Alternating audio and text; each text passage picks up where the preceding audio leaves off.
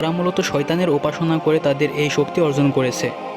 Satanism ধর্মেরও নবী বা profit হচ্ছেন অ্যালিস্টার ক্রাউলি। অ্যালিস্টার ক্রাউলি মূলত স্যাটানিজম ধর্মের স্ট্রাকচারটা দেন। তার মতে পৃথিবীর সব ধর্মই তার অনুসারীদের একটি নির্দিষ্ট বন্ধনে আবদ্ধ রাখে। তাদের ইচ্ছামতো সব কাজ করতে দেওয়া হয় না এবং বিভিন্ন ধরনের নিয়ম নীতি মেনে চলতে হয়। কিন্তু স্যাটানিজম ধর্মের কনসেপ্টটা একটু আলাদা। এখানে যে কেউ যা ইচ্ছা করতে পারে, সেটা আইনপন্থী হোক বা আইন বিরোধী হোক, ভালো হোক মন্দ হোক, কোনো কিছুতেই নিষেধ নেই। মানুষ তার ইচ্ছামতো সব ধরনের কাজ এই ধর্মে করতে পারে। শুধু তাই নয়, এসব কাজ আপনি আপনার ইচ্ছামতো বিভিন্ন ধরনের কাজ করবেন, আবার আপনি শয়তানের অনেক কাছেও চলে যাবেন।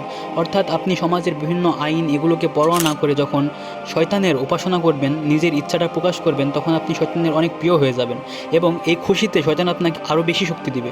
সাবস্ক্রাইব করুন। ভিডিওর বাকি অংশ আপনার কাছে পৌঁছে দেওয়ার দায়িত্ব আমার।